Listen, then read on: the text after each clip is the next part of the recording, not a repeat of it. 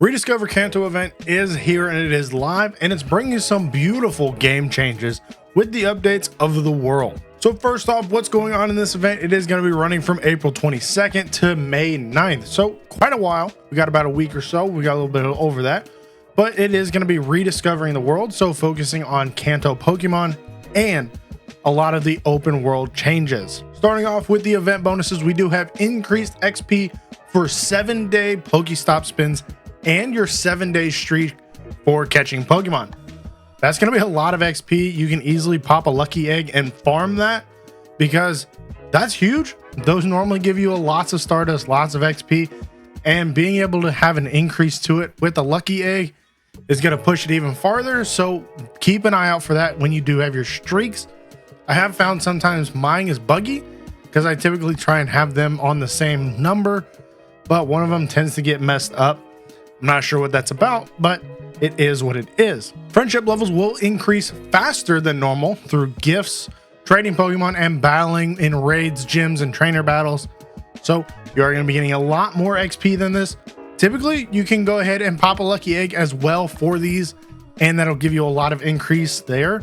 But now they're going to be giving it even faster, being able to get those best buds even quicker with your friends, sending gifts so you can get more lucky trades out of it and be able to just do more lucky trades in general. On top of that one though, we will have increased chance for shiny Bulbasaur, Charmander, and Squirtle in their respective biomes.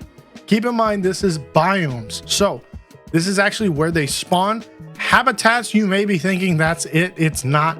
That is what they use for Go Fest for the different habitats during those big events. These are biomes, so places in the world that they spawn. So there is a difference there. And they will be having their featured attacks. Venusaur getting Frenzy Plant, Charizard getting Blast Burn, and Blastoise go ahead and get that Hydro Cannon. Those are very good moves, making them very good to go ahead and use in raids. And keep in mind, this doesn't have to be anything that you caught during this event. If you have an old one, you can go ahead and TM it. Or if you do have a good Bulbasaur or Ivysaur or something along those lines, you can easily just evolve it up and get those moves just by evolution. It doesn't have to be caught during this event, which is huge, and those are meta relevant moves, so definitely get those on there. And to kind of round it all out, we do have field research task that is going to give you the mega energy for Venusaur, Charizard, Blastoise. Definitely big going ahead and getting those. The only way you can really get those is through tasks or already having a Pokemon mega evolved so you can walk it as your buddy, or just simply taking down the raid. So these guys being able to get their mega energy from field research tasks is huge, allowing you to go ahead and farm that up just in case you do get the 100% CP. And then you will have special research, which will be giving you items, XP, Stardust, encounters with event themed Pokemon. And keep in mind that there is actually a Pokemon making its debut in this event of Wiglet. This is a Diglett form from Paldea. Wiglet is a water type Pokemon, being a new form of Diglett. It's a regional form, not really a regional, but a variant from Paldea, making its Pokemon Go debut, and it will be in the ocean biome.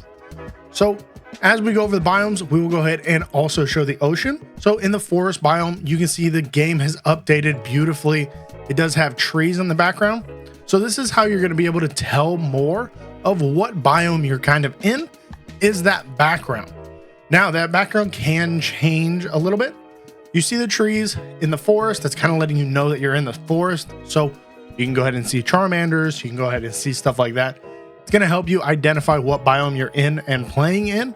So you can go ahead and venture out to other biomes, try and find the other ones if you do want to go ahead and get see what all the updates is all about. We do have grasslands. Grasslands does have a little bit of a hilly background. If you look there, it ends up being like you can see very far away, letting you know you're kind of in the grasslands, like a plains area, letting you go see a lot more. And then you will have the ocean. The ocean is going to be, showing this Wiglet because it is new here. It is going to be a water type Pokemon, but you can obviously see that there is an ocean in the background with sand. You see the ocean. That's kind of an obvious giveaway of what biome you're in there, but nonetheless, it looks really good. Now comparing that to the river, which also has water.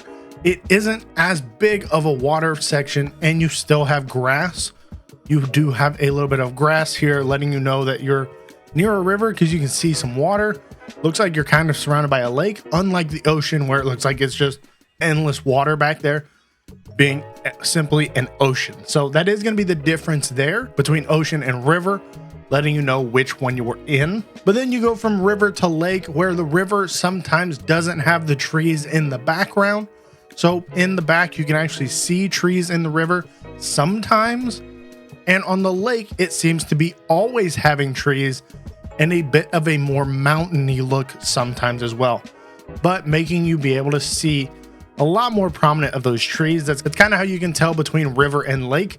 Those two, I guarantee, are going to be very hard to tell across, since they do look very similar by how much water is showing. Next up, we do have park. Park is simply just trees. There's nothing really giving away what's going on here. It's just there's trees in the background, not super close, not super dense.